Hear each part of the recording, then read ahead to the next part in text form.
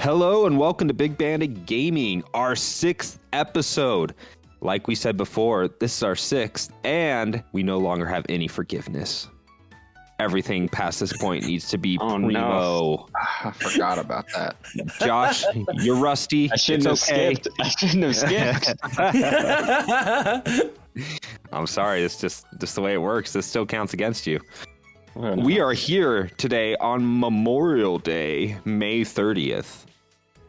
It's a holiday for some people. We just have the day off. So, hey, we decided to hang out, record. Let's do this. Who do I got with me today? We got Izayah. What's up? Morning. It's 5:54. I got the time wrong again. Well, when you wake up at 2 p.m., then I guess you can say... I actually did. I did. I wasn't joking, see? We got Colton. Hi, I'm happy to not be at a disadvantage like Josh is. You know, 6 episodes in, I'm all 6 episodes in. I think Josh, you're at 4 now. So. Maybe. Yes, Josh has been relegated to the support role. I'm nervous and I'm cold. Very cold. I got a blanket wrapped around me right now. I think you're in shock. I think you're just in shock. On a struck, buddy? Yeah, of course. Alrighty. Well, I did not turn off my notification pings before I went, so all I'm hearing in my ears is do-do, do-do, do-do. Yep, same. I'm like, who's dying? But, all right. How's your guys' couple weeks been? I'm graduated, first of all. Ooh. Hey, yeah, congrats. Yeah, it's been really fun, and I'm enjoying myself with my friends and everything, and playing a lot of video games. Yeah? How many credit cards do you have now? Let's count. 1. Actually, no, I don't have any credit card. I only have a debit card, actually. I need a credit card. You do, yeah. You're not an adult until you're in crippling debt, at least in the United States. So that's something to look forward to. Mm-hmm. Yeah. Well, I've been good. I went to Texas. I went to Texas for 10 days. Never heard of it. Yeah, I did not see a certain Josh. So I just figured he'd been lost in the desert. I was busy. I figured. But it was a really good time. So I saw a lot of you guys recently, but that's why we're a week later than we normally would be on this podcast schedule. I know the fans demanded. Our one fan that texts me, namely Colton's brother, when we're missing a week. I'm like, oh yeah, you're right. I didn't even realize we were missed a week. You met my friends also listening here too. Yeah. Yeah, I did. Izayah had his going away party, and he's like, Smash Brothers, and I've seen Switch tracks how much you play a game now, and like when I see 880 hours, I'm like, all right, well, it's 600 actually. My bad. 600 hours. That's even worse. 600 hours is about the entire time I put into Final Fantasy 14, and that's completing every expansion, raid, and dungeon. So that's crazy. The way I like extend my time so much is that yes, I of course practice, but the way I practice is by going against different CPUs and constantly switching up a character. Not always, but like just trying it occasionally. In fact, I have Sora, Zelda, and Min Min in Elite Smash. Yeah, I mean that's how you play those games, you know. Yeah, I don't think I've ever gotten to a fighting game quite that hard. I just don't have the will, but who knows? Maybe one day.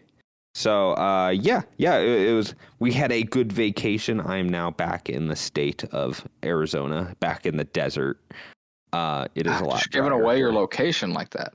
Yeah, my longitude, latitude, airstrike. I don't know what people do with my info these days. Airstrike right now. Yeah, for all you people with a 3 kill streak out there. Yeah, just don't make it 7. Then they'll send like, I don't know, dogs after me. Which one is that? World of War? Yeah. Just a pack of like 20 dogs will rip through this room and I'll knife them. When they die, you just hear the disconnected like offline sound from Modern Warfare. Yeah. No, you'll just hear like all of a sudden you'll super loud into my mic. You'll hear the level out sound. You'll be like, well, I guess he made it. I guess everything's cool. That is like one of my favorite like sound effects that I hear clipped out is just that really obnoxious like guitar hit in Modern Warfare 2. It's like, Oh, yeah. I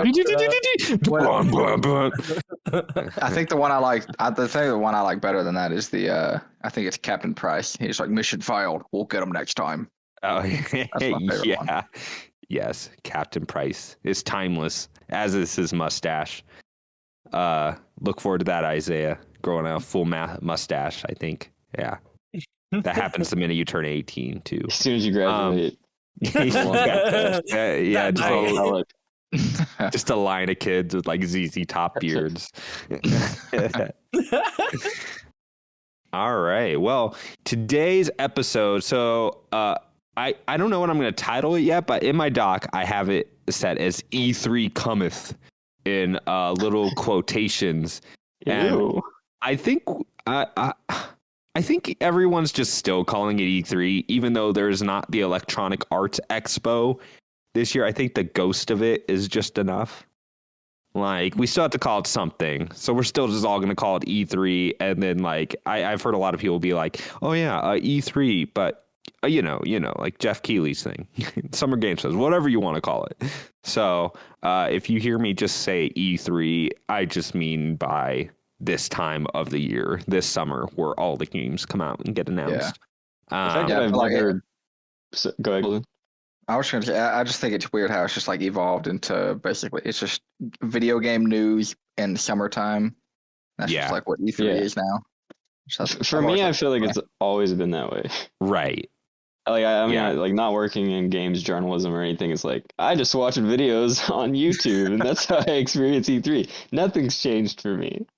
So yeah, I'm still and that's very kind excited. of long and short of it is like E3 is not happening this year, but everything that happened at E3 is happening. So it's not really, it's not going to be any different. It might even be better under Jeff Keighley, to be honest, because I enjoyed his thing last year, and you know he was getting things like Elden Ring in there, like the big tier stuff, and now even more. So I think his show specifically, we'll talk a little bit about it, is going to be pretty good in that sense. But so, yeah, we just want to talk about E3 coming up, which will just be in the next 2 weeks. It's crazy. It's happening really soon. And we'll go through like our predictions and stuff. But first, we're jumping ahead of ourselves. It's probably been 5 weeks since we talked about what we're playing. And looking at our list, it really shows that maybe a lot has not come out in the last month. And that is true. It is slow. So let's start with Josh. I've the smallest list of them all. That's fine. Like I said. First, I would like to mention that I've returned to Elden Ring. Ooh. After what feels like a really long hiatus. I know it hasn't really been that long, but yeah, I thought I just wasn't going to touch the game again. I haven't played anything else between stopping playing Elden Ring and starting again. I just stopped playing games. Like, that's how much that game impacted me. I was so frustrated because of how disappointed I was in it. But coming back, I still have a lot of the same complaints, but I think I'm finding a lot more to enjoy about it, things that I wasn't really seeing the first time through. One being just a character I missed right off the bat, like in the first region. I was like, oh my gosh, he's just sitting right here, and I just walked right by him. I don't know how that I do that. So easy to miss things too. No, dude, no, it wasn't Blythe. It was the invisible guy. What is his name? Oh yeah. I found him like at the end of my playthrough. I found him. Wait, I have no idea what you're talking about. Oh, you never found the invisible guy? And that he's the guy who uses the needle, and I was like, that. No wonder I had no idea what that was for. I was just carrying around these like sewing needles. I'm like, what? Why do I have these? Yeah. But yeah, it's going pretty good. I switched over to just playing like full strength because I kind of don't like the magic in this game compared to some of the other Souls games. So I was just kind of like, I'm just going to get a big sword and just smash people over the face with it. Yeah. So that's where I'm at with that. I just picture you in between that game, like logging off for last time, and it's just like a cut of you walking through parks and like watching children on swings and like. Honestly, I picked up find myself before I find this game. I picked up reading books in between. I didn't really read since like middle school, and now being 25, 26. How old am I, Colton? You're Reading's a little back, younger y'all. than me, so 26 or 25. 26. Okay. No, I have a birthday. Yeah, 26. Yeah. Okay. You should Yeah, read and so 1984. that's on my list to read, but it sounds really depressing. Oh yeah. But yeah, I read The Way of Kings, and that got me in the mood to kind of wield a sword again in a video game, so I jumped back into Elden Ring. Oh yeah, I see why you picked the strength build. Then you're like two-handed swords. Let's go. Exactly. Too bad it doesn't like evaporate or whatever. Yeah. You might have to like install a mod somewhere. I don't know. That'd be sweet. It's honestly probably the best. I just like sent a link to our Discord the other day that they made the bosses with mobs or like the bosses with one or more bosses made them less aggressive. So they're still balancing that game. Like honestly, coming back, it's crazy. You just keep coming back, and like a year from that game's launch, it'll probably be way more. I don't know, just kind to play, like a little more even, especially the end game. So it's probably not. It probably wasn't a bad idea. I get that it's such a large game, and that's why they're having to come back and fix things. But it's just so strange considering their like track record. Like they never did that, as far as I remember. It was very small tweaks. Yeah, they would do it on like certain bosses. Like I think in Dark Souls 2, there's that spider boss with the big laser, and that was just like one hit kill city. And then Dark Souls like 2 was weird. Right after I beat it, they're like, yeah, nah, it takes like. To be way less fair, damage. they fully like redid Dark Souls 2, changing up almost everything in that game. So I guess that was like soon after launch. But yeah, it totally invalidates my point. I just think, you know what it is? I also think this game just is so big and such a big deal that they can't just walk away from it and start something else. Like I would be compelled to make it as like good as an experience as it can be with, especially with like all the new fans. They want to bring people in for whatever they're making next. So they're like, let's keep making this the best we can. Yeah, I get it. Right, because they're gonna make an Elden Ring 2. They don't have to rush at this point, but when they do, that game's gonna weirdly be even bigger, which is kind of crazy to think about. Like if you think about the hype cycle for Elden Ring, like just think about it now after maybe 8 million people that didn't care about it before launch now jumps in. That's gonna be wild. That's gonna be almost like a Rockstar game launch, you know? Yeah. Mm-hmm. So yeah. That'll be a while. I think they have an Armored Core game in between, which honestly sounds sick. I would love to see what From Software could do with a mech game. Yeah. All right. It says you got another game on there.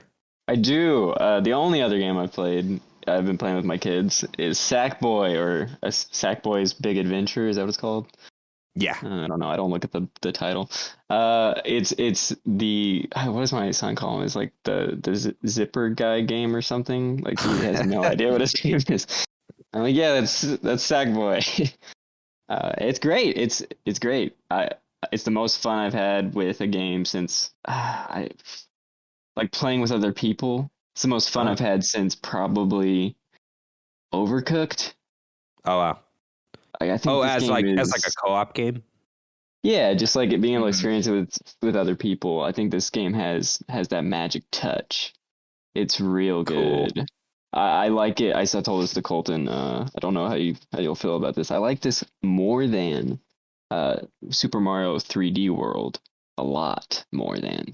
I like Super Mario 3D World as a single player game. I did not love. You didn't like the multiplayer? No.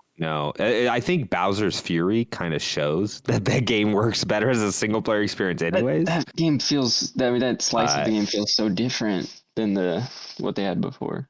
True. But I like me just some straight on like platforming, you know. Okay. So and that. Well, regardless, but yeah. Sackboy is, I think, one of PlayStation's best games. Oh. I would really like a sequel from what I've played thus far. I'm about halfway through, and I'm just having the time of my life, man. It's great. Yeah, I'm having a hard time remembering who made that. It's Sumo Digital. Oh, okay, that makes sense. And what they do before this? Did they do the Vita version of Little Big Planet and like Mod Nation Racers or something, or was that someone familiar. else? Yeah, I have to go back and see what they've done lately.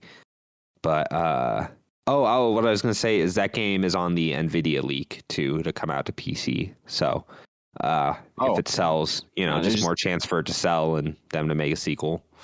That's true. So well, I'm excited for it. Hope they do. Yeah. Like I said, I said this before. My friend Wilfredo, he put like 800 hours into that game. That's not an exaggeration. It probably is more than 600. Completely justified.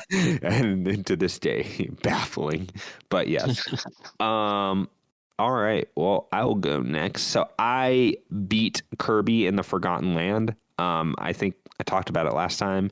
We talked about our game, and that game's really like it just continued to just have a ton of variety and cool mechanics and really good level design. Like a lot of a little rewards for paying attention to your environment and like, getting extras and currency to upgrade your abilities. Some abilities like had 4 or 5 upgrades to them, which was wild. So I beat the game and I still have like abilities I need to fully upgrade. But the ending is awesome. Like the last boss, it's like the most anime thing. It's a larger spectacle than you'd expect from like a Kirby game or like even like a Nintendo platformer. It is like a full on like anime end battle multi-phase like thing, and it's pretty wild. So that is really fun. I actually beat it in the airport, and it was just so ridiculous that me and Sam were just laughing at it, just because it's like, what is happening right now? This is wild. So from like beginning to end, that game is just a joy. And after you beat it, there's more, which I was not expecting either. There's like a whole extra area with like a secret boss, and it's just a little more challenging since you have everything upgraded. I think while I was there, I played like a level of that, and it's really good in Texas anyways. But so I beat that. Switch Sports came out. Switch Sports, it's kind of like a Mario Party. You don't buy it to like go like, okay, it's time to throw on Mario Party by myself. If you did that, we'd be like, do you need to talk? Is everything okay? You playing Mario Party alone in your room? Sports is a lot. I think but even with the online stuff, which is cool. Bowling does like I think there's 16 people, so it's like a little battle royale mode elimination thing, and that stuff's really cool. But it's still one of those games you want like someone to play with, even online. You can do 2 players online or whatever. But it's good. I think it holds up the legacy of the original Switch Sports really well. I don't think it has a variety that sports. Whoa! I'm mixing up the name. What's the second one? Resort. The Resort? Switch Sports Resort? Why is that not said right, man? Wii Sports. Wii Sports. Oh, Wii Sports Resort. Yeah, Thank you. Yes. I think Sports Resort had like a ton of stuff to do, like the frisbee, the bow and arrow, it had all the other games. So they're still adding stuff to it, like they're gonna add golf. But I think volleyball is the standout. It actually has a little more to it than you'd guess, and it's pretty competitive. So volleyball is a lot of fun. So that's mostly what me and Sam had been playing. And you can like unlock playing online. You get like, it's not like a battle pass. You get like a sticker card. And every time you level up, you can randomly get something from one of these cards. It's kind of randomly pick something on it. And so you can like customize your character, and, it incentivizes you to play online do that stuff. So it's a good time. It's a good time, but it's not anything that'll like blow you away. It's exactly what what you think it is, for better or for worse. Because I saw people saying, why did it score so low? And it's like, well, you have to think of it from like a reviewer's perspective. Like if you're going to buy this or Kirby, like, I'd rather sit home and play Kirby than switch sports alone. It's definitely a party game in the same way like a Jackbox or something like that would be. But maybe it's scoring low because you can't throw bowling balls at bystanders anymore. It's true. They don't do that like a little hop. Whoa.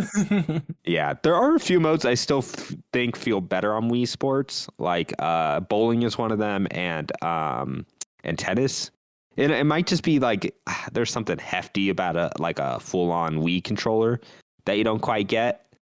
But it all works. Like it's not like it's worse. It's just it feels a little different, And then lastly, a lot of the new stuff I've been playing, I didn't even write a lot of this down because I recently got Apple Arcade and I got a new phone, which I actually like playing stuff on. It's pretty nice. So I've been playing just a ton of stuff on Apple Arcade. The thing I put the most time in is Nier Reincarnation. And it's interesting because that's like a free-to-play gacha game, like at the end of the day. If anyone's ever played that, you know how it works. Like, you're going to get rolls. You're going to get 1 to 4 star characters. But what it is you're pretty much playing. You wake up with this as a little girl and a ghost, which you call Mama. And she's kind of the person that leads you and tutorializes you. Yeah, it's Are you Nier, sure you by the didn't way. dream this? Nope, it's just Nier. That should explain everything.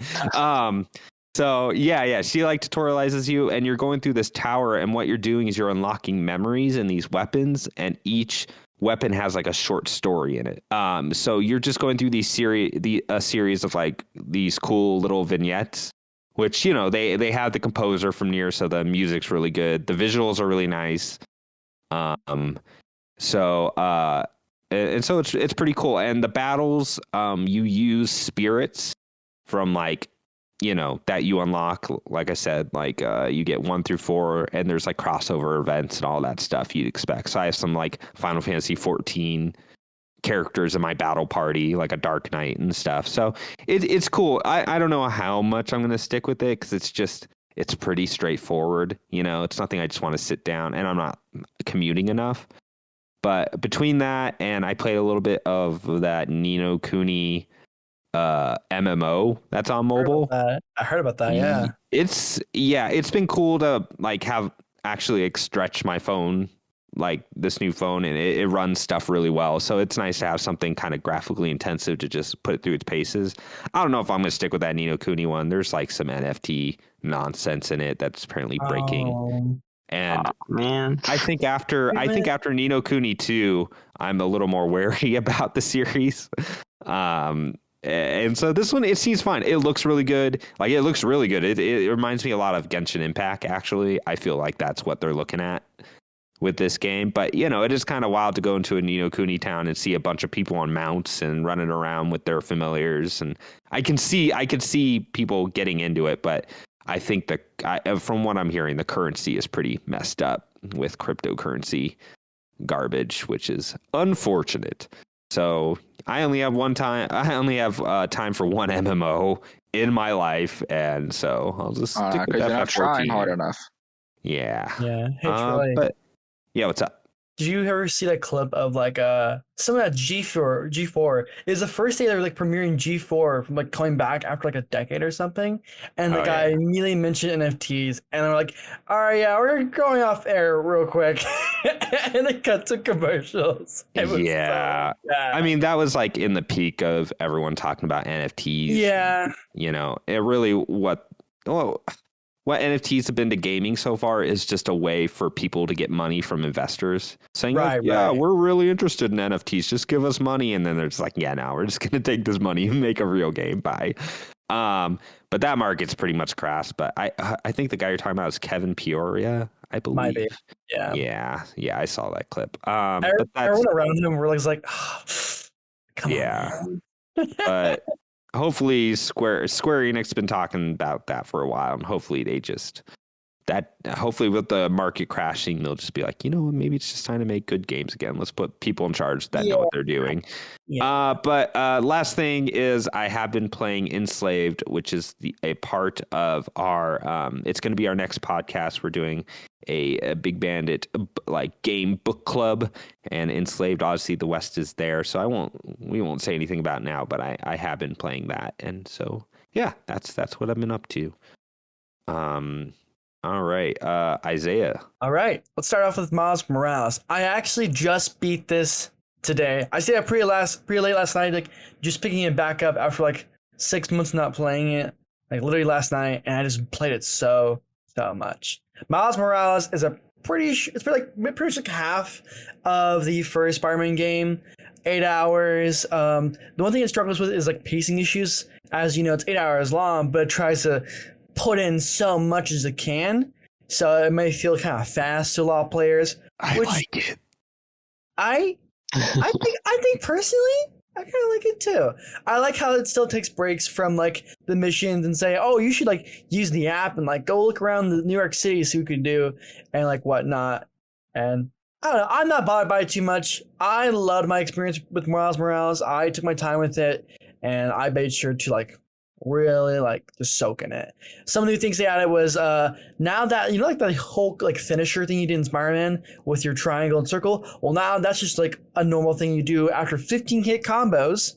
And the newest thing you do now is the venom hits. The venom attacks are like where you can like hold L1 and jump or leap or like smash down with Miles. They do incredible damage, and they do really good stun as well for enemies. That was like a really good addition. Yeah. Oh yeah, it's really fun, addicting. You can like literally like just like go wild with this mechanic. Even when you're like traversing New York City, you have like a jump for it, and like you can just get more like height from it, from just like swinging and whatnot. It's so much fun. It's addicting, and it makes combos even more like crazy in Spider-Man. You can probably watch a few on Twitter and be like, wow, this guy's going like insane. It's so much fun. Another thing I want to mention is just that its story, despite being fast paced, that may like feel jarring to some players, this story in itself is really heartfelt. It's all about family and how Miles is like sort of like growing up as like the next Spider-Man. You know, like Peter's story is not done, and Sonic made that clear. But Miles' story is beginning, and it's only been like a few days of him starting off as a Spider-Man in this game, and so much is happening, and it overwhelms him. He's doing a bad job then. He's shame on him. Bro, go on, Josh. Oh, I was just gonna. I didn't love the story. I thought it was a little too quick paced. I didn't think they had enough time to really develop any of the characters properly. Yeah. That's my main complaint. Some reveals are pretty much instant with like how you ask questions for yourself, like, oh, what about this person? Who's this person? Oh, it's this guy. Oh. Yeah, there's no time to sit on anything. It's just like, and we're on the next thing and the next thing. It's like, okay, gotcha. Even though down to the very ending of the game, it will feel fast. However, it will still leave an impact on players and Spider-Man fans alike. Also, I cry. I think it sets up Spider-Man 2 real nicely, because it would have been weird just to have Miles Morales be, I'm fully capable. Here I am for number 2. You know, so yeah. Yeah. Last little tidbit is the side quests. I only played a few of them, but ones I have played, which is with the Prowler and like I think this one, Deaf Girl, you help her out and whatnot. It's really cute, awesome, especially the Prowler side quests. Those side quests, you have yourself going about the city, listening to audio and trying to make music through that audio. And with that, you learn more and more about the relationship with the Prowler, which is like the uncle of Miles Morales, and his dad, who is now dead from the first game. It's beautiful. I recommend this game to Spider-Man fans for sure. And come on, you've seen Spider-Man in Spider-Verse. That's like that's spoiler enough. All right, but yeah, play that game. It's awesome. Risk of Rain 2 is my next one on PC. My God, I had been playing this game nonstop when I first bought it. It's a roguelike, of course. And what you do is you basically crash land on this planet, and you're stuck in a cycle where you like have to like keep reliving it unless you like escape it. So you go through 6 levels, but the twist is, despite you starting off on any, like you'd be like easy or normal or hard, despite that, you will always start off as easy mode when you begin your run. However, as you progress, you'll notice that the bar in the top right, where it says easy, will turn to medium, to hard, to very hard, to impossible, and then to like so on. It keeps going. The more you play, the more you spend time in these like little like levels, the more you put yourself at risk of getting more and more challenges early on in the run.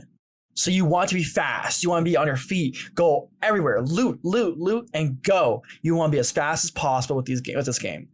What makes it stand out, though, is, first off, it's killer soundtrack. The guy spent 2 years working on it, and it's phenomenal. You can listen right now on Spotify, and it's just such a blast. I cannot, like, help myself but, like, recommend it. It's like a progressive rock album put into a game. It's really cool. It's really cool.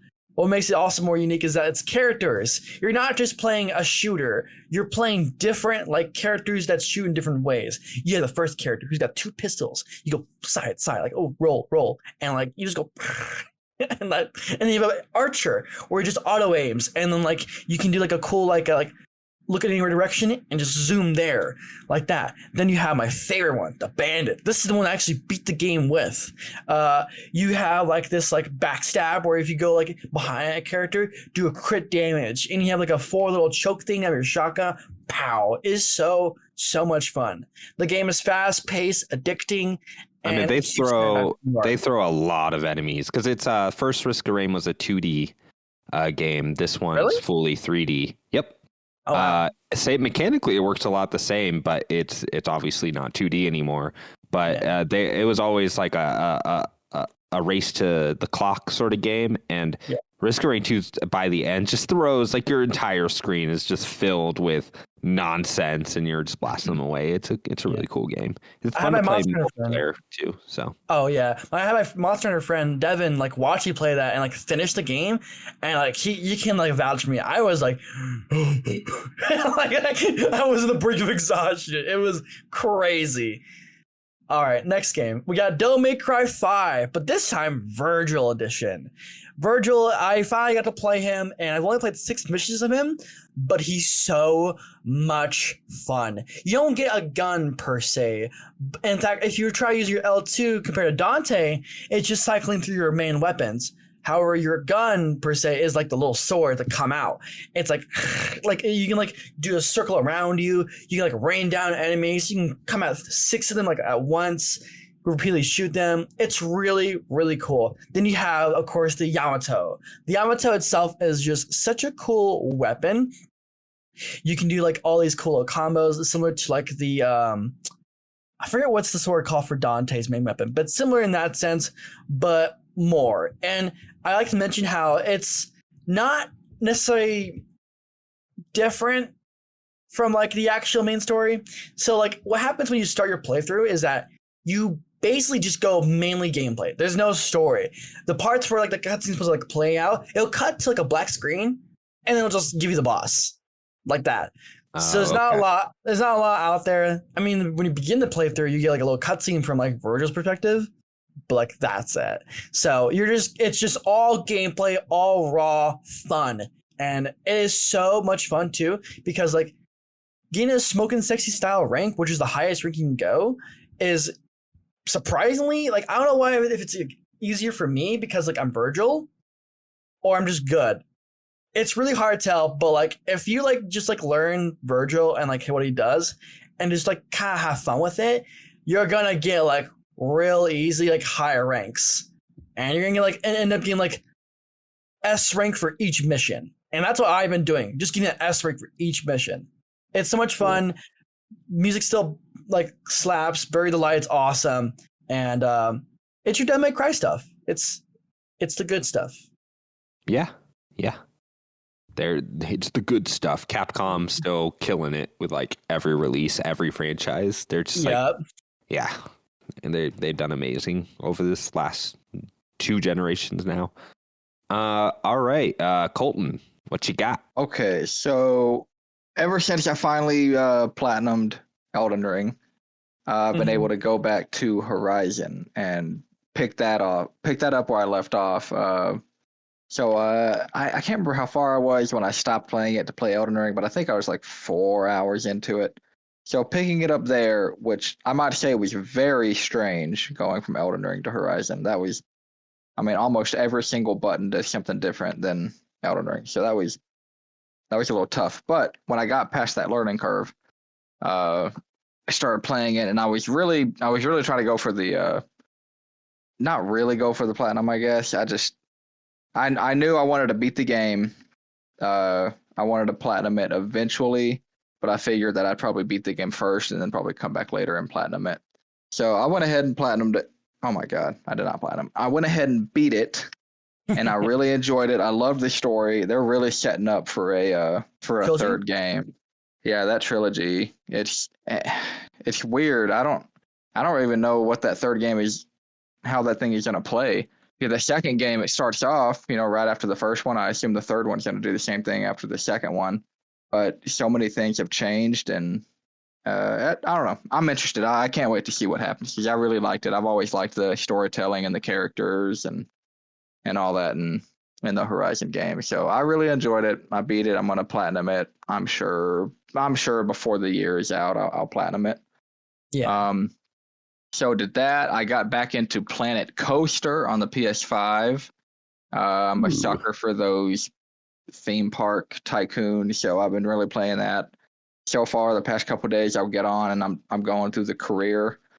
It's kind of like like the campaign where they drop you into a park that is run down to the ground, and your job is to get in and. Each park has its own unique situation. You might run into one park and it's like, oh, the previous owner took out a $500,000 loan and basically put all these sidewalks in the park and spent all the money making the park look pretty, but then he ran out of money and there's not one single ride here. Good luck. Here's your park now. You're $500,000 in debt. And stuff like that. And I love that stuff so much. So I've been doing a lot of that. What else have I been playing? I guess the other thing, I've been playing a little bit of Apex. I don't know where. Yeah, I don't know where I was whenever that PS5 version came out, but I was just waiting for it. I've been playing the PS4 version like a dummy, and turns out that the next gen upgrade has been around. I think it said since February. So I don't know where the heck I was, but I was watching. Well. I remember like it being, I thought either it was announced or it was just announced and it hadn't come out because I knew there was like something in the works, but apparently it had been out for like 2 months. But I was over at your house and I was looking at it because you have this huge like 75-inch 4K screen. And so I was looking at it and I'm like, wow, that looks rough. I'm like, is that a PS4 version?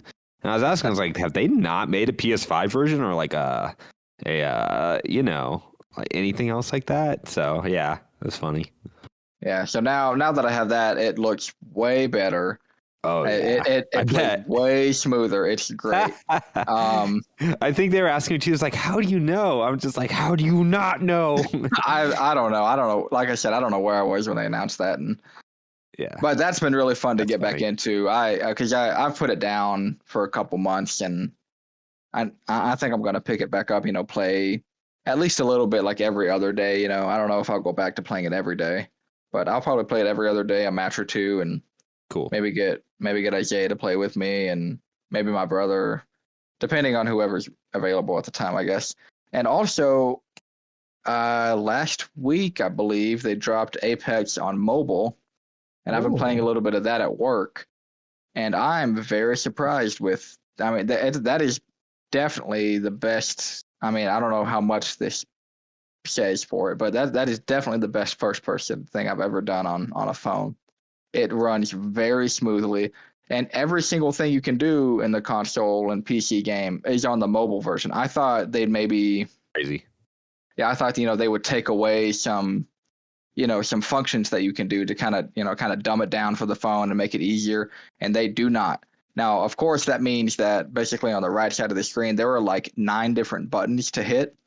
And it's a little crowded, especially when you're playing a very fast-paced first-person shooter. But so there have been a lot of times where I have died because I hit crouch instead of shoot, something like that.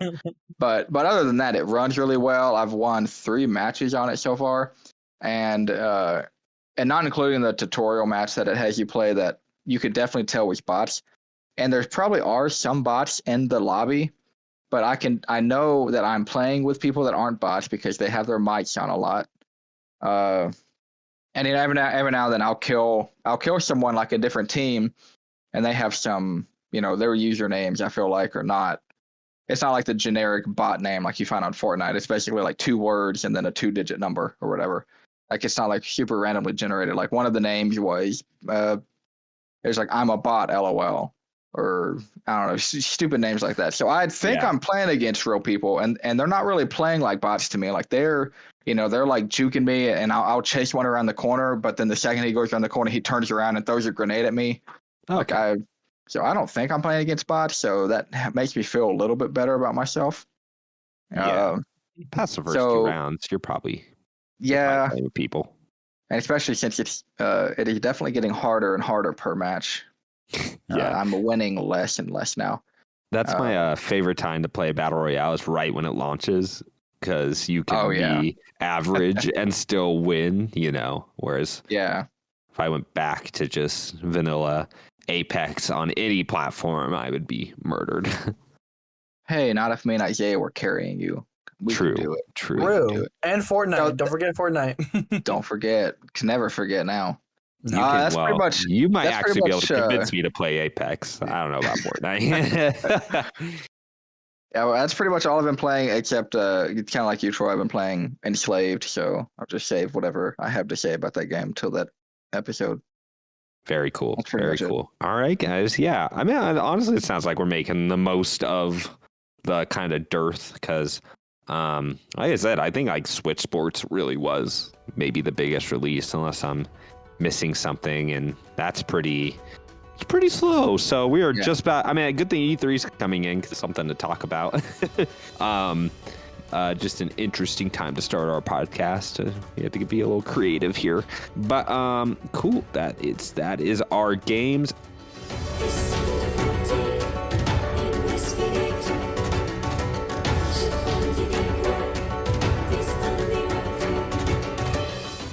And so we're going to go into our main topic, which I talked about earlier, which is just pre-E3. Some of the events we talked about have actually already ended. Our first line on the doc, you might have missed it, but there was only like one video game announcement, and that's the Star Wars Celebration. So before we go, seeing Jeff Grubb's list on VentureBeat, just to kind of go down the list and see what events are here. So there might be some things, we're going to play pretty loose here. So there might be some things we just read the synopsis of it and be like, yeah, there's nothing to really say about this, So we'll just gauge it by interest. But let's start with our first event, which was Star Wars Celebration. That's kind of what kicked everything off. And that started... when did that start? That started on the May 26th through the 29th. So we're recording this on Memorial Day. So it is ended. And I was looking through, and the biggest video game related Star Wars announcement was Star Wars Jedi Survivor, announced for 2023. And that is the sequel, speaking of Apex, to Respawn's Star Wars game. What was it called? Star Wars Jedi. Wow, now I can't think of the name. I played this game. I beat this game. Fallen Order. Yeah, Fallen Order. Thank you. Yeah. Star Wars Jedi Fallen Order. What a just pretty bland title. I like Star Wars Jedi Survivor a little better. But the name had been. I mean, Jeff Grubb, the guy's list for the he had leaked that name like 2 weeks ago before this, so we kind of knew the name. And he's saying they're slating it for maybe around like February or March. But I really liked that first game. That was like one of the newer Star Wars thing I really liked. I have liked since they've been rebooted everything for that new trilogy of movies. And so I'm really looking forward to this. Did you guys all play it? The original? Yeah. Okay. I have not. Okay, yeah. And for people who haven't, it actually took a lot of cues from Dark Souls. It kind of works. I mean, there's literally bonfires. The combat's only thing. My biggest complaint with the original was the combat felt really loose. In a way, I wasn't as big a fan in. It was just, I think it was the time before animation. Like, you had like really long wind ups, and like you do that in Dark Souls. You do, you kind of commit like animation, but it just felt kind of floaty. Feels weird whenever you're wielding a lightsaber. Like it just didn't feel quite right. You know what it was? It's just not enough impact. I was more just looking at a bar go down. It didn't feel like I was really taking a chunk off or people were staggered. But the game itself, I thought was really fun. I liked the level design and the characters. I actually like the story and characters are actually really good. So Hal's design too, like it's just so good for Star Wars. Like that's a really good design. Yeah. I like his little robot. Forgot what his name was, but that was a 81. Yeah, that is a cute Star Wars robot. But yeah, I think this has a lot going for it because the first one felt like, and a big thing this is next gen only too. So they don't have to worry about slow hard drives and I'm excited about that. Bad CPUs, all that stuff. So it feels like they'll really be able to take the gloves off, and it's hard to tell with that trailer just because it's probably mostly CG, but even they showed like facial animation stuff. I'm like, oh, that is a step up. So, yeah. I'm really curious. It says it's going to take place 5 years after the events of Fallen Order. Yeah, that's so. Seems like a large gap. Yeah, I wasn't expecting. I mean, they did kind of give him his Jedi origin story, so I mean, maybe they'll take advantage of. He's been doing this for a while. He, give him real fun powers. Yeah. It feels like, I don't know, to me I feel like most of the progress is just going to happen while we're not watching, Yeah. Like, we'll go from a novice to an expert because we weren't there, Right. And I guess just the way that game worked, just the progression itself, he did get like a lot of abilities and a lot of new stuff by the end of the first game. That's right. It was an amnesia story. I forgot about that. It's not even a JRPG. What are we doing? You're right. I did like a lot of things about that story at the amnesia and was like, oh, is that what we're doing? Okay. How anime of them. Yeah. They did a really good job with the villains though in that last game. Like I said, I liked his crew. The witch lady was cool. The pilot, he's a fun character. Like the writing's real sharp. So it's just names? I challenge you. No. Name a single other character. Oh God, no, I can't. Darth Vader. Oh, spoilers. Oh, okay. Wookiee 3. Oh, remember how bad those Wookiees looked? That was like the only thing in that game that got memed a little bit. Was the Wookiees in the game look ridiculous? Oh yeah. I forgot there were Wookiees in that game. It's like yeah, just on. Was it Kashyyyk? Is that right? Did I just pull that out of the annals in my mind? Yeah, sure. Kashyyyk, does that sound right? Yeah. Heck yeah. All right. I think I probably just know that from playing like Star Wars Battlefront 2 on the PS2 so much. It's like, that's the one where the Wookiees and Yoda is, But yeah, so that was the only thing there. I mean, there are other Star Wars stuff in progress, but they're all still early on, so no one was expecting to see the Amy Hennig game or anything. Sorry, did they announce the Knights of the Old Republic 2 port for Switch? No. Am I crazy? Did I make that up? No. The 2, I don't know. I know they ported the original Knights of the Old Republic on Switch already. Like, that's out. Yeah, I thought they announced the second one. Oh, maybe, but I didn't hear anything about that. So, okay, sorry. Yeah, like forget that. I know recently. It says June 8th. Oh, sick. Okay, I wonder what version that is. Because there was, I don't know if I'm getting this right, but like Knights of the Old Republic 2 came out unfinished. Like historically, like it came out a little rushed and unfinished. And I think modders finished it, like did a lot of work on it and did a bunch of stuff. And I think they re-released it on PC or Steam or something with that mod, like working with that mod team and stuff to make a better game. So some of that might be inaccurate, but there is something to that. So hopefully it's that version. And then PlayStation is making just a full-on reboot of Knights of the Old Republic, which they announced last year and haven't said a thing. And then you got the Amy Hennig thing and then the Quantic Dream thing that they're like, we don't have enough staff to make this. So you won't be seeing that in like 6 or 7 years. It's fine. So I don't think any of us were really expecting too much more than just Respawn's next game. And even that's like probably early next year. So just another game that's going to come to next year making, if everything hits the way it's supposed to next year is going to be a crazy year. Like just wild. Probably won't get around to half those games. I know. I'm scared. Honestly, I'm afraid. Just because all the acquisitions Microsoft has done after the last 5 years, apparently like every single studio is like, yeah, all our games are going to be ready 2023. So have fun with that. You get them all too, which just gives you more choice paralysis. But so, okay. So that ended 29th. Next up, number 2 is the PlayStation State of Play that was announced for June 2nd. So that's in 2 days. So by the time people are listening to this, that may have already happened. So you probably maybe know better than us. But what they're announcing it as is just for third party and VR updates. And it makes sense to me. I mean, okay, when I see third party, I think automatically, I just think of Final Fantasy 16. Like that's the big one. That's the big third party PlayStation 5 game, you know? Mm-hmm. Mm-hmm. Yeah. So if we're this close to E3 and they have another disappointing state of play, like the last one was such a nothing thing. They can't. Even if they don't have Final Fantasy 15, it's automatically pretty disappointing, honestly. 15? Sorry, 16. Right. But so yeah, that's where I would expect that. So we could be seeing more of that game finally in like 2 days, which is exciting. Question. What's up?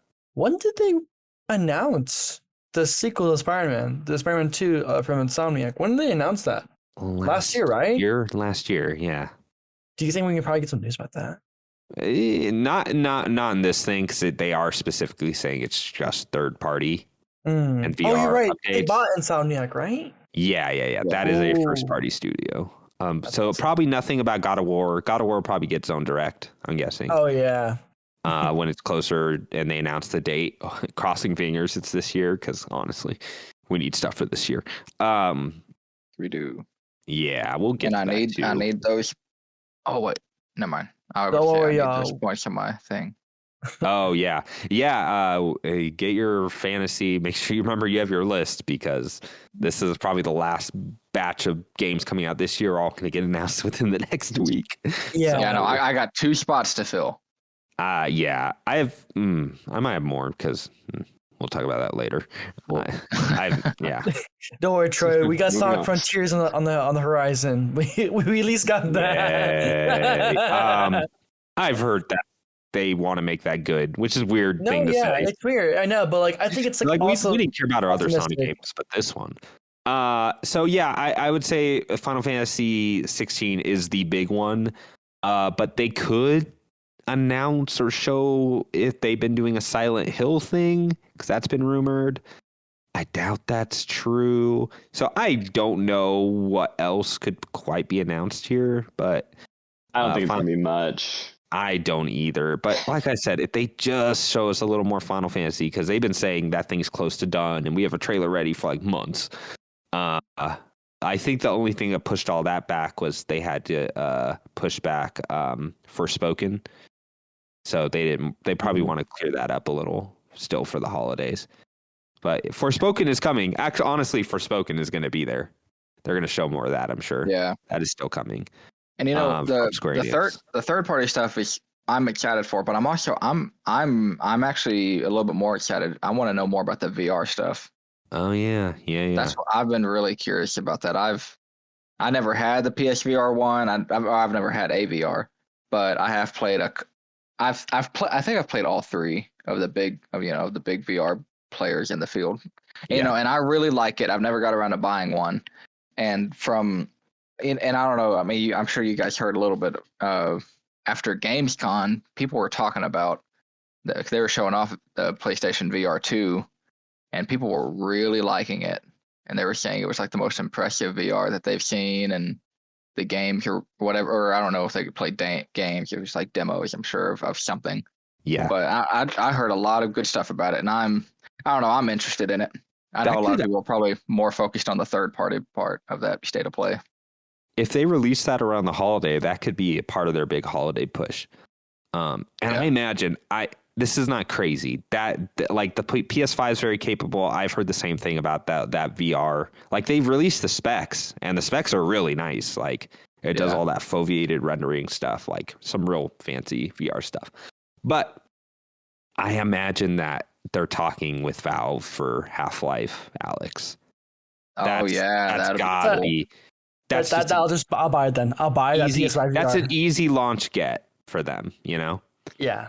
And if it does not launch with a full Astrobot game, that would be such a disappointment. I bet that's there too. If they launch this holiday with Astrobot and Half-Life, like that's a really good double whammy there. Yeah. Because Astrobot is still like one of the best PS5 games that have come out. That game's awesome.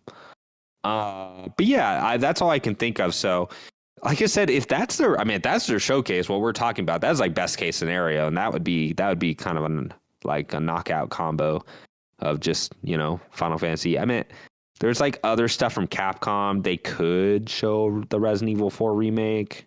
They could show Dragon's Dogma 2. Street Fighter. I think maybe Street Fighter 6 is still Sony branded, so Capcom could actually show up in this thing too.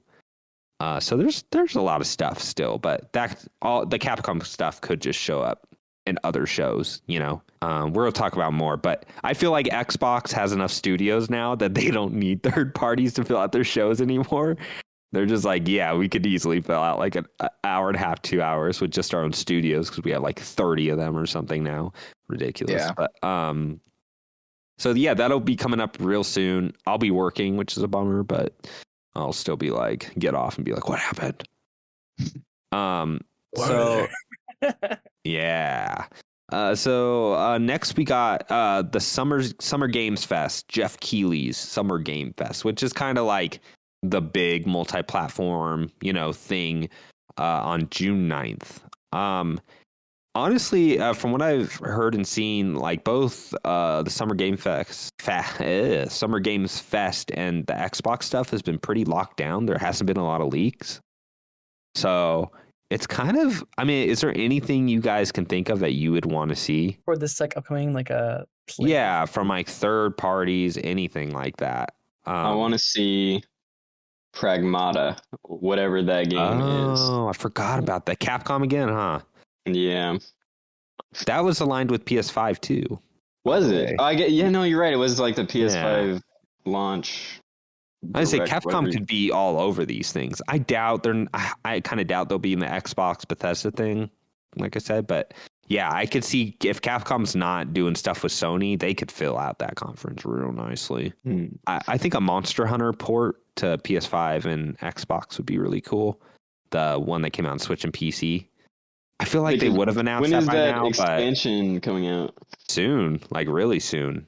I think I feel like they would have announced that version. Sunbreak, June 30th. So it'll be by the end of this month. Yeah. So I feel like it would have came out on PC and the consoles all at once. So I'm not sure if Nintendo might have made a deal with them, on the console side. But I could see Resident Evil being like a big get for him. But I think this year's going to be tough for third parties because I feel like people have released a lot of things recently. The Dead Space remake could be there. I'm just trying to think of like EA, Activision stuff. Activision's not Call of Duty. Really third party for long. Not for long, but I think they're still acting like on their own for now. Yeah. So, they're calling the Xbox thing Xbox and Bethesda Spotlight, But couldn't they still make a deal with Xbox? They could. Oh, well, so they could, but the thing is, they have a 5-year contract with PlayStation and Call of Duty. So they still have to, I think the marketing is still with PlayStation, even after they get bought. How far along are they in with that? Yeah, not Diablo. So I could still see Activision coming up with that sort of thing. What was your question, Colton? I was just trying to remember how far along are they in that contract so far with PlayStation? I feel. Oh, I think they're the reports are saying that they have 5 years to this year. Like, like Call of Duty is not going exclusive for any time soon. I didn't know it was that much. I didn't know if there was that much left of that contract. So I imagine PlayStation made the deal like last generation they aligned with them every single iteration for like 5 or 6 years. I imagine they probably made that deal near the beginning of the generation, and probably the same with the PS5. It just means that it's not going to be exclusive, but at the end of the day, that thing it's going to be it's going to be coming day one free on Game Pass either way, especially if that deal goes through. So that'll still be a thing for them, but not quite the exclusive, like we only have Call of Duty starting next year. But yeah, I can't think of much else till we're like there. I mean, that's where a Silent Hill. I think there's multiple Silent Hill projects in the work. But I just hope to be surprised. I think Jeff Keighley does bring a lot of like third-party indie stuff in. Just from like smaller parties. Who knows if we're gonna see like if he ends with Hollow Knight and now Silk Song, our closer. That's not gonna happen. Come on, that'd be hype. That game's in a weird spot where it's big enough to be a big deal, but it's not quite big enough to be a closer. Yeah, I'm sure. Yeah, to mainstream, they'll just be like, what is this 2D garbage? But yeah. So. We'll see how it goes. I bet he has a lot of things cooked up that we're not quite thinking of. So, but that's like the best case scenario. I like coming into a show and not knowing every single thing they're going to do, or could possibly do. Is there an Assassin's Creed coming out this year? Yes, because they took a break last year. So that could be last year's. You're right. I didn't even think about it. Yeah, I did not think about that. I forget that one has a code name. I forget what it is, but it's like another. I think they're trying to make it like a platform, like. Oh, you're talking about Infinity? Is that what it's called? Yeah. I didn't think that was their next one. Yeah, I think that's their next one, and I'll pass. Yeah, I don't know if they're gonna make standalone ones past that, or I have no idea what that game looks like, but yeah. So I mean, Ubisoft does have a Star Wars game that they are working on. I have no idea how far along they are. They also have that Mario & Rabbids game they're working on still, right? I mean, that's showing up. That's got to be in the Nintendo Direct. The Nintendo, yeah, I agree. That and like maybe Breath of the Wild 2, maybe. We'll get to Nintendo, but but yeah, Ubisoft. I didn't think of. They could. I mean, could they announce a new IP? Do they do that anymore? I don't know. All right. So let's go. I'm gonna read this off because I don't remember this happening last year, and apparently it did. But next thing is the Tribeca Game Spotlight on June 10th, and it's a film. It's like a film indie showcase thing.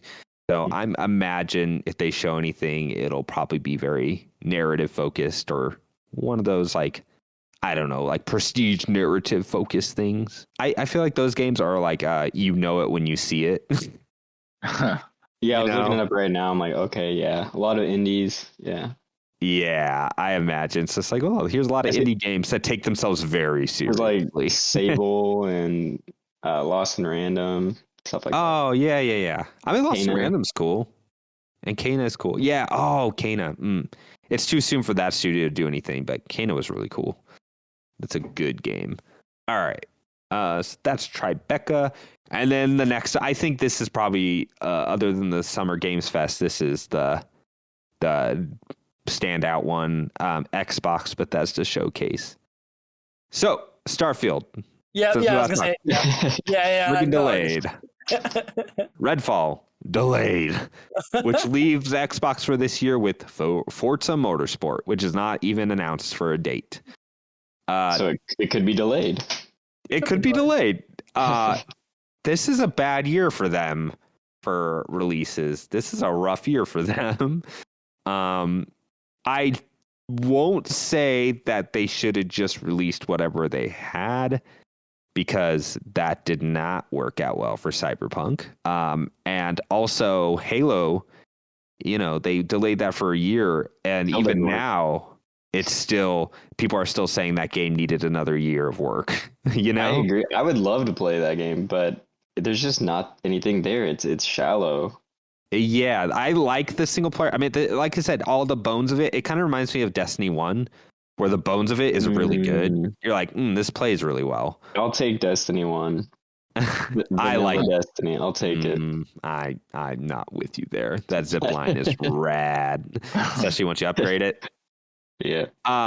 But like maybe they should have waited a year till they got the weather system in there and the co-op and more stuff like that. And it not only that, it's just like their multiplayer needed more like they're having a really hard time getting content out there and competing in that area. Well, yeah. The single player is not going to carry them. They needed to focus more on that multiplayer, because like the single player seems pretty good.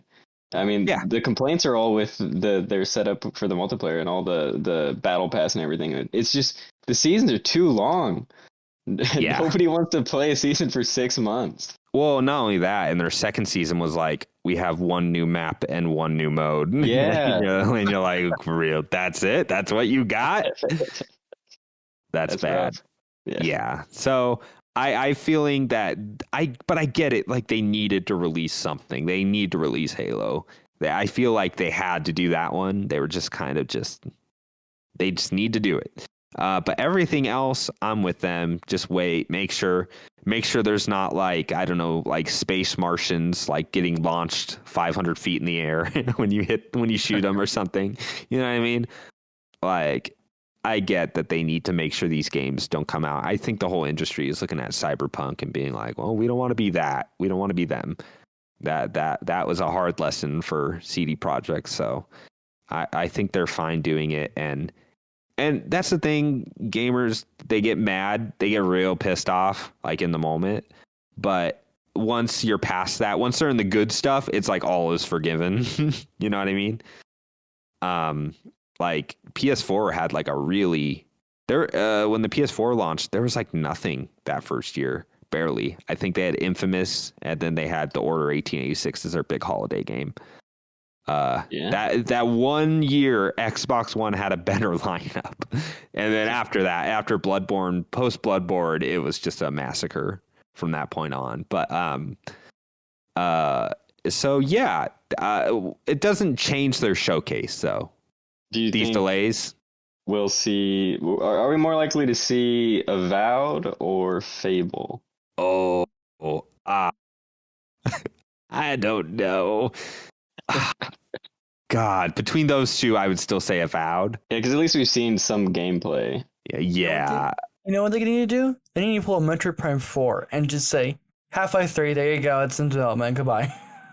Half-Life 3? That's not them. No, Valve. I heard Valve. No. Avowed. Avowed. That's the game. I did not hear that right. It's Valve. No, you're good. But yeah, I would say Valve. They could show something. I don't think it's in depth. It could just be another like trailer, like Redfall was. But I don't think this changes their show too much. I think they're gonna have a lot of cool stuff to show. But I do think they're still gonna have like a really extended demo of Starfield. In the same way they did Fallout 4 and I mean it like I said, it's only delayed by 3 months. It's not like they're gonna scrap everything they were gonna show. True. this E3 because of this delay. So I think there's going to be a big portion dedicated to that where Todd Howard's going to come out in his, I don't know, leather jacket. Todd Howard's going to do Todd Howard. But past that, they bought during the Xbox One era is when they first bought that handful, like the first 5 studios. And those guys have all just been working on stuff from then on out, and they're ready. Like, if everything's coming out in 2023, this is going to be their, like, either their update, or it's going to be like, hey, this is what we've been working on. So I think this show is going to be very impressive, honestly. Yeah, I guess it's a bummer you won't play any of it this year. Yeah, the unknowns is what's more exciting about Xbox right now. Yeah, there's a lot of unknowns for sure. Yeah, because all those studios are buying. A lot of them aren't making sequels. They're all, some of them are, obviously, but there's a lot of new IP coming out of them. And it's just, I think just the pandemic and their timeline of, well, we had to buy these studios.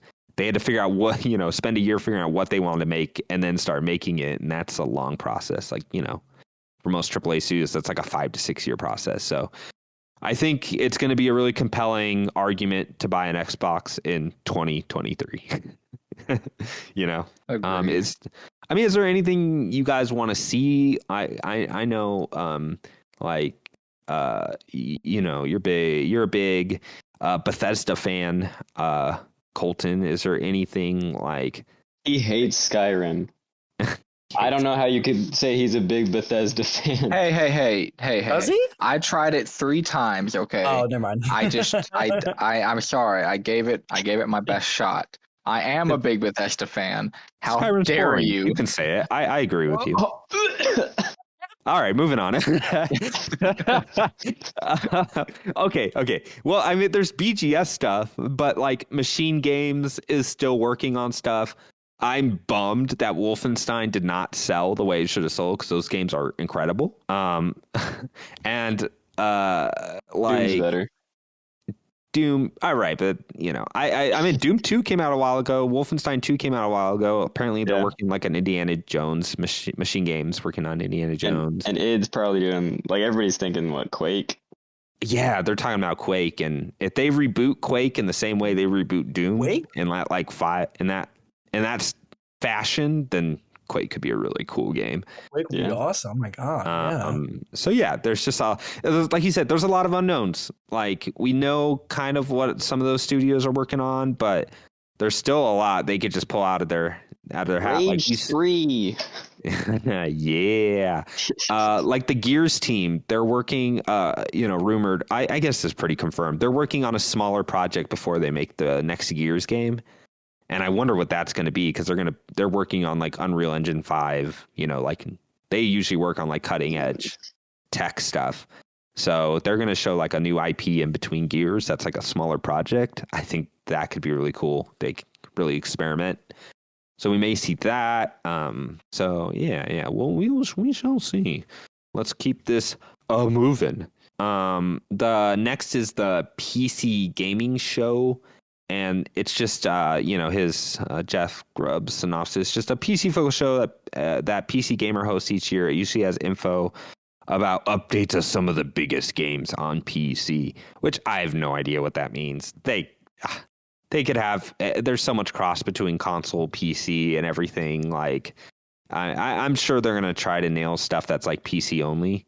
And when I think about that, you think about like those games that had become like the biggest thing on PC for about a month, and then you never hear about them again. Well, I think of that. I just think of like League of Legends and stuff like that. I mean, stuff like that is kind of what I think of when people are like, they have a fighting game. Everything else, just Yeah, in the League of Legends universe, they're having a fighting game like being made, and I think there's a few more projects. League of Legends is like starting now, like branching out. Like examples like Valorant, no, Arcane. Thank you. Yes. That was like one of their projects they're like doing. Yes, like there's a lot more they're like planning behind the scenes for sure. Yeah, that would be a good place to show their stuff. We're talking about Blizzard earlier. This would be a good place to show like Overwatch 2 and and like their Diablo 4. Alpha. Yeah. That kind of makes more sense there. And it's hard to gauge what's going to be big anymore, because you have your Valheims, you have your V Risings, you have your what's the like Diablo-like game that got big like a couple months ago that I'm not hearing anything about? You know what I'm talking about? That's what I mean. They're just here. Yeah. They're like the biggest thing on Steam for about a month, and then people just like move on. But I can just pull up my Steam and figure out. But you know what I'm talking about. It's kind of hard to like console games. You can judge what's going to be big. You're like, okay, this is what people are talking about. We know this is kind of a slam dunk. On PC, I feel like you just get those smaller games that just like come out of nowhere. Even like Among Us, you know. So I think it's hard to make a show like that. I mean, I'm sure they can show cool stuff that's being, you know, that's on early access or. You know, we could maybe see like Supergiant. I think they launched Hades on like Switch and stuff, but they're owned by Epic Games. So I bet Epic, you know, anything that belongs to Epic now could show up there. They could have Fortnite stuff. They could have, you know, Supergiant Games next game after Hades. You know, there's a lot of stuff that consoles could just not be able to even show because early access still isn't like a huge thing other than like Xbox a little, you know? Yeah. And as someone who has a PC for the first time in their life, I am now somewhat interested in stuff like that. Yeah. I can actually play things that are only on PC. So you're like, this interests me. I could see RuneScape. I was gonna say I did download RuneScape last week. Heck yeah. I just had a game in my head and then I totally lost it. The Warhammer Vermintide 1 and 2, they have that shooter, like that space shooter that's going to be a follow-up to Vermintide. That could totally be there. Like, yeah, I keep saying there's a lot of stuff. There's just a lot of stuff. There's so much stuff. So much PC gaming stuff. I don't think they'll announce hardware. They might talk some hardware stuff up, but I don't think that's where you're going to get like your new set of NVIDIA graphics cards. Here is the 4090. It's as big as your house. The minute you turn on your computer, every light in your house just starts flickering because of the power draw of this thing. Next is on this list, we have, this is the last thing I've written down, and then we can go Nintendo because that's not dated. But the Future Game Show, which, if I read correctly here, the Future Game Show, where'd it go? Future Publishing has done several Future Game Shows at this point. It's returning for summer 2022. Games Radar, a future website, is promising a 60-minute event. So I think same thing with IGN. They get a lot of games. You know, the IGN does an event, Games Radar, all that stuff. They just do events where they show smaller games, stuff like that. Same thing that like what's the indie game that does all the violent indie games? Why am I just totally Devolver? Thank you, Devolver Digital. It's Indie World, of course. It's Indie World. Brain Josh farted. seemed upset about that. It's Devolver, Troy. Devolver, I'm sorry. I don't know why. But it's funny because you can see a game and you're like, that's a Devolver game. And sure enough, it's like Devolver. You're like, yeah, okay. It's just some kind of messed up, violent indie game. Looks cool. All right. So that's there. There's a lot of little shows like that. I'm sure we'll see some cool stuff. And then there's Nintendo. So Nintendo, even after when E3 wasn't happening the way usual E3 does, they still put out a direct. So no confirmation of anything yet, but they did it. They announced it like early June last year. So that's happening. And Nintendo, I feel like Nintendo is always the most fun to watch because they have so much. They're so secretive and they have so much stuff that they're just working on in the background that you just don't see coming. And you're like, oh God, like that's Switch Sports. Oh, look at like a Mario soccer game, and it's all coming out in 2 months, you know? Yeah. So I mean, I have stuff that I would like to see. Advance Wars. Well, I guess they pushed that back because of the Ukraine stuff, but maybe that gets it, but like, it's been long enough. I think you're right. I think they could put another date on that. There. That got pushed out of the year. Is it not coming out this year? Okay. It didn't get pushed back. It was like indefinite. Which sounds way worse. But it's not. It's probably coming out sometime this year. But I really want to see, like, for stuff we know it is coming out. Bayonetta 3 is announced for this year. I'd like a release date now, please. That game, you think it'll make it? It's announced forever ago. I think so. They announced that the first year the Switch came out. It's been 5 years. Like, I think it's coming out. That last trailer showed a lot of stuff. It looked really cool. Like, Bayonetta 3 is a big one for this year.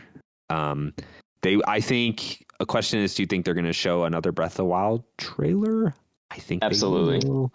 I absolutely think they will, and I think it's going to be because they better for trailers in the last decade. That one E3 Breath of the Wild trailer is probably one of the best trailer of the last decade. The one where it's just all that like scenic and story and like they're showing all the mechanics in action. It's just like a perfect trailer. So I could see them just putting out another crazy good trailer for Breath of the Wild 2. Let's see. And then is there anything else you can think of that is announced that we're just going to be waiting and seeing? Well, we referenced 3, I guess. Yeah, Splatoon 3. And then Mario plus Rabbids. Oh, yeah. Yes. That's what I mentioned earlier. Yep. That is definitely one. That one's weird because that one's been kind of it was showed and then no one's talked about it. So radio silence. Yeah, entirely. I was reminded about it today on Twitter. I was like literally reminded about it today. Yeah, I can't tell you how excited I am for that game. I loved that first one. It's a good. That was probably one of my top 3 games that year that came out. Yeah, I liked it that much. Oh my gosh, good game. If we get that direct for Nintendo like soon, I was told apparently Omocat on Twitter said, the developer for Omori, she said that we should be getting a release date, I think in June for like later June for Omori's like they showed that on an Indie Direct, right? Yeah. Yes, they did. That was like during April. However, one thing that's going around the leaks, I don't know if I talked about it before, but like the ports will have new content for one of the runs in Omori, and there could be even more stuff like with you bring up a good point, Izayah, though. They usually do a thing where they're like, oh, and by the way, this is out today. This is out today. Yeah, I could totally see seeing Omori as there. And hey, this is out now, you know? Oh, yeah. They could do that too. But I think they would want to put like advertising on that. Yeah. Run that cycle through a little again. Yeah. And I'm so excited because like Omori would be a good game to see like an opinion from like you or like everyone else here. Like just see what you guys think because like it's not a typical game like you guys would play. Yeah. And that Metroid Prime remake. Mm-hmm. We could see. I don't think we're going to see anything about Metroid Prime 4. I think that game's years away. No, yeah, and I mentioned in our last episode with I think on which episode, I forget which one, but I mentioned how we could possibly get like Zelda ports as a way to kind of like help us like quench our thirst for Breath of the Wild 2, you know? Now that they pushed it back, I could see that. Yeah, for sure. But we're skipping over 2 big ones. But before we move on, I hope they sell them separately so I don't have to buy Twilight Princess to get Wind Waker. What a jerk! Say about that. Why? Moving on. Oh my god. Next time I'm not letting you speak. There's 2 big ones that we skipped over though. Ooh. Xenoblade. Oh yeah, duh. Bomb. Oh, yeah. That's right. Yeah. They'll probably have an arcade. Yeah, you're right. Yeah. Come out in July. And Pokemon. Oh, yeah. Dude, yeah. Because Violet, what's that? Violet and Scarlet? Scarlet, yeah. Yeah. The worst named Pokemon games. You know what? I think it's just because Arceus, they build that as a larger Pokemon. It just seems so fast to me. But maybe the people that are really into Pokemon, they're just like, yeah, more. I'm good. I beat Arceus, ready for another generation. I get it is another generation, and that's a big deal. But I think all the people that skipped Arceus but were interested, they're gonna jump in on the Scarlet and Violet. Yeah, for sure. Yeah. As someone on the outside of all the Pokemon games, it is so hard to keep up with how many games are coming out, or what games just came out, what games just got announced. Which ones are re-released and which one are original. Yeah. Yep. it's wild. They're just cranking. The machine just keeps cranking. But those were not the ones I thought you were gonna say. I think right when you said that, Josh, I thought of something else, and now What? I don't remember. I don't know. I don't know. But yeah, I mean, I guess there is a lot that's already announced, just maybe not dates. But that's the thing. It's Nintendo. They could just pull whatever from, they can pull a game from that they haven't touched in years, like a franchise, and just be like, we're doing this right now. They could just pull out Sluggers, Mario's. Sluggers. We're making a baseball game again. Yay! I'll take it. Paperboy 2. I still need to try the demo for the soccer one. So. Hopefully that's good. Really but is there any other Nintendo stuff that you're hoping to see that's not already there? I mean, like I said, I feel like Nintendo always has one or two things that surprise me. Oh, I think we're going to talk more about the Mario Kart DLC, right? I'm sure. Oh yeah, that's maybe announce cool. what the next pack is. Yeah, that's what I mean. I could see that. A Live. That is coming out on July 2. Yeah. Live Alive, whatever you want to call it. Although it's bumming me out because that comes out a week before Xenoblade. Like you can't give me two JRPGs I want to play back to back. It's cruel. I hate that. I hate it. Like why in 2017 would you release Persona 5 and Nier Automata like a week apart from each other? Like what are you trying to do to me? But yeah. So Square Enix has some stuff. You could the Dragon Quest 3. It was one of those like 2D, 3D things. The remake could be there. 2D HD. Yeah. 2D. Yeah. Whatever. Do you think we're going to see a remaster of Chrono Trigger? No. No. See that. No. Now we're just being ridiculous. Do you think they're going to throw another bad Kingdom Hearts game in there, like another rhythm game or something? No, I don't think so. I know that no more, man. Maybe next year. I want to know what the next streaming only Switch game is that we can all complain about. So bad. Resident Evil 4, probably. But yeah, I can't think of anything else. I think we've honestly covered that one to death. Even if they showed all that and showed a couple extra, I think they could have a really good showing. Ports are like the big thing too. Like if we just get a port. Honestly, Nintendo has a really good opportunity this year, considering Sony and Xbox are kind of out for the count. Yeah, for sure. Even if they just have like Splatoon 3, Metroid Prime remake, Bayonetta 3. Like, that's already more games than both of the other people combined. So, and I didn't even list all the rest. Xenoblade, like, Nintendo has a good year. I feel like they've had maybe a slow year the last couple years, but now everyone that like was made a game around the launch of the Switch is like ready to come out with another game, Yeah. So, I mean, it's been a while. But Super Mario Odyssey team, I think what are they called? The AD8. They did Odyssey. They, Bowser's Fury was like a cool side project they fleshed out. But they've been working on something. Do you think it's time to see what the next big Mario game is?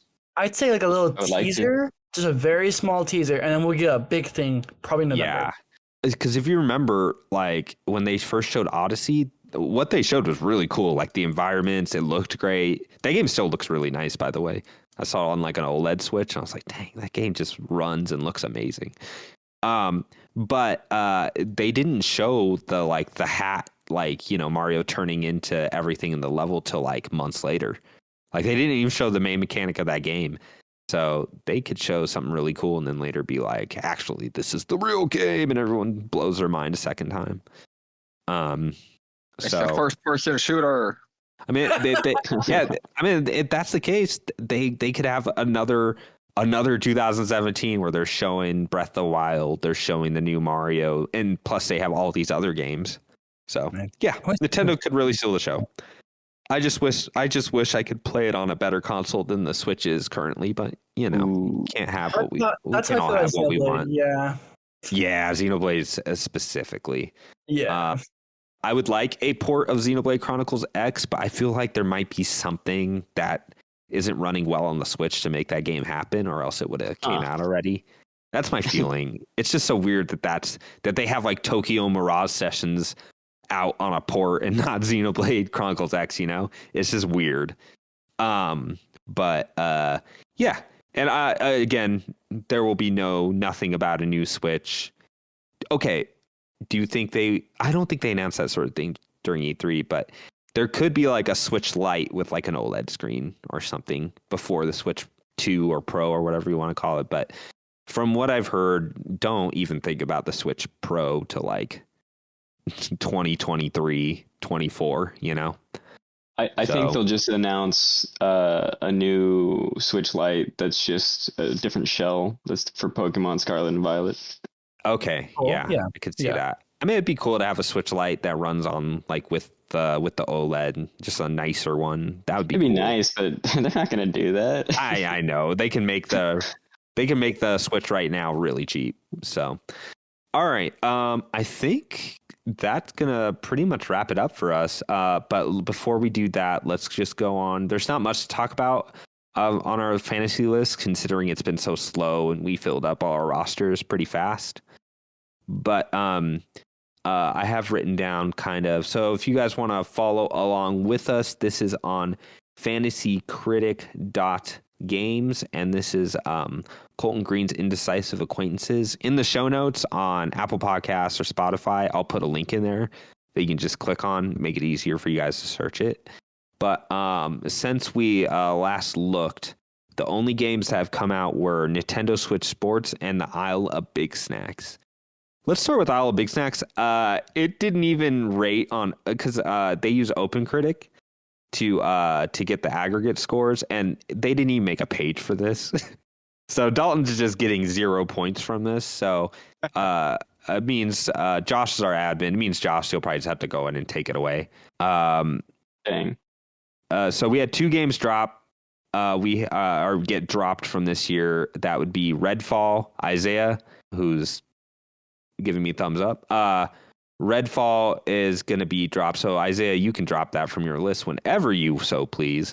And for me, Starfield, which I already dropped. I also already dropped. I don't know why I did this, but I used my one drop on the Dead Space remake. Ooh. And then it got officially canceled. And I was like, well, I don't remember why I did that because I was pretty confident that game was going to score and looks really nice. But Troy, dang. Yeah, I'm just trying to see if there's anything else that just needs to be taken care of by like admin stuff. All I can think of is all I can see is Bug Snacks. But because Starfield was delayed, Colton's counter pick is automatically a 0. Yeah. So I was sweating that for a little bit. I was like, oh man, if this comes out, I'm losing points on this thing. Oh yeah. It's funny on the site. It's giving us projected like placements, and the minute that got done, you were projected to be in first place now. Oh really? I did not Victoria. Yeah, it says there's like a projected section. It's not very accurate because it gives points to like empty spots, and it's just you really can't project anything till it's all everyone's picked. But I think the only games that were sorry, there is a game that gave. So for Colton and Victoria, Switch Sports came out, and it got a 72, so it gave them 2 points. What a bummer. Which I was sweating them because if they just kept getting like, 80s and above, like that's all you need to do to win. Just be consistent. You don't need to get like an Elden Ring. Like it's not like I've run away with it even though I got Elden Ring. It helps because if you look at the rest of my list, I have like 3 stinkers in there. So I was like, I feel like that's the only reason you're beating me by so much is like, I would probably be the same point below you as you are now. I had picked something different. I think we have the same amount of games released. Yeah, but that could change with counter picks, and I as much as I'd love Final Fantasy 16 to come out this year, I don't think it will. But that would destroy me. So so let me see what else we got. I dropped Dead Space and Starfield, and I picked up Diablo, which is coming out in 2 days. The mobile Diablo, which is coming out here in PC. Curious. Although, just to let you know, why it doesn't seem like OpenCritic loves mobile games because there's not even a page for it, and we're 2 days out. So I have a feeling that you're probably going to need to drop that for me, as well as Dalton's Big Snacks. So we'll see. Yeah, we'll see how that goes. But I have a feeling it's just gonna not score, which is weird. You would think that's big enough that would be in there because as a PC release now. So I was like, but it's okay. E3 is coming, and it's probably nice to have more slots for that. Looking at the list, Izayah, I would be the one. If anything, I would be looking at E3 very carefully. No problem. I already made a bid on one of the games I like. Oh, okay. There you go. Mm-hmm. So what was it? You're not gonna know. Tell us now. So next few games coming out: Diablo Immortal, if that gives me any points. Mario Strikers Battle League, which is Wilfredo, which, as we know, Mario sports games are not like slam dunks. No. All the time. They can score low or they can score really well. So, as Switch Sports and Mario Tennis and Golf have all showed. And then Fire Emblem 3 Hopes, which is the Musou game. Monster Hunter Rise Sunbreak, which is just easy points for Josh. Just take. Just take that 88 now. I will. Just put that 88 right in your pocket. Cuphead, same thing. That's gonna score really well. For me. Yeah. And then Live Live and Xenoblade Chronicles 3, which again, week apart. I'm kind of pissed about that. Those I don't know, but Dalton counterpicked it, so hopefully it does well. I have Xenoblade 3 on my list. Oh, one of the ones I picked out. I picked out for $1 because I was like, "There's rumors this is going to get announced like momentarily," and sure enough. Then Saints Row. We're already into like the end of the year just because dates have not come through on everything. I think E3 is going to actually be good. A lot of dates. Speaking of which, I bet Stray gets a release date at this third-party Sony thing. I think Stray is this year's Kenna Bridge of Spirits. Which, if you're a fan of PS2 platformers, a la Jack and Dexter, Ratchet and Clank, that sort of thing, maybe Attack and the Power of Juju or Taz. These are all great. You really should pick up that game. Vex. You ever play Vex? What's Taz? Played Vex. It was all right. Taz is a boomerang. I'm like the Adventure Zone. PS2. Like, why are you reaching up their podcast? Are you talking about Ty. Sorry, did I say Taz? The Tasmanian Tiger. Ty. Oh, that's why. Game is amazing. Again, Kenna and the Bridge of Spirits. If you like those games, you should really play that game. I think it's coming. I think that's one of the PlayStation Club. I don't know. Look, that'd be a good book club game. I played it recently enough though, where I'd be like, I don't need to play this. I just need to refresh. Yeah, is that on that list of games coming with the PlayStation Plus thing? And I'll just finish off this list. Do the Google. Then we have Soul Hackers 2 for Izayah, which is that is a Atlas RPG. And then Splatoon 3. Gonna do good. So yeah, we'll see what comes out. I'm sure in 2 weeks' time that upcoming release will be totally different with release dates and stuff coming in. But yeah, is Kenna Bridge of Spirits coming to that? Do you see, Colton? That's a good PSA because that was the game I was like, man, I wish I could talk to someone about this game. What I will say about that game is that it's all really good, and then hopefully they did something about that last boss because I lowered the difficulty, not because I was like, this is too hard. I did it because I'm like, this is cheap and unfun. And that was the only negative thing I heard about that game. But playing boss. Yeah, it sucks. Even the thing leading up to the last boss is just weirdly difficult. In a way, it's just like, you're not giving me the tools to actually do what I need to do here. So, I mean, it's been a year. They probably patched that game a bit. But even with that stuff, it's still totally worth playing. It's really fun and beautiful. And you get to give a bunch of little squishy creatures hats. And that's always a good time.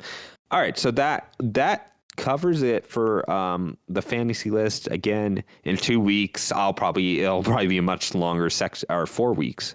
When we talk about it again, there'll probably be a lot more pickups. But and I'm not seeing it on the list unless they spelled it wrong. Kona Is that another game? Kona. I would love if they just spelled it wrong. Kona, the hill to a ghost. I don't know. But we will call it here, and this is just a good episode. Like I said, there's just not a lot going on. I think the industry is just kind of holding their breath for the summer period, and we're gonna have a lot clearer picture of what the rest of this year looks like by the time we talk next. But by the time we talk next, we will not. What the plan is in 2 weeks. That's kind of in the middle of E3. We're gonna have an episode on Enslaved, Odyssey of the West. So people listening, if you want to play along with us, that gives you about 14 days. It's not a long game. It's about 9 hours. So it's very doable even by the time you're listening to this podcast. But so join with us there in 2 weeks, and then following that, we'll probably know by the end of July kind of what everyone will have announced everything. It'll become super clear. So I that's why I want to do it after and not in the middle of E3, because we could talk and then something else could have happened, So next time, so yeah, that's our schedule. All right, guys. So we are going to wrap it up. Thanks for joining us, and have a good holiday. Or I hope you had a good holiday, and hope to hear you soon. Join us soon. I want to see those numbers tick up and know it was you. All right. Bye. Bye. Have a good E3. Have fun.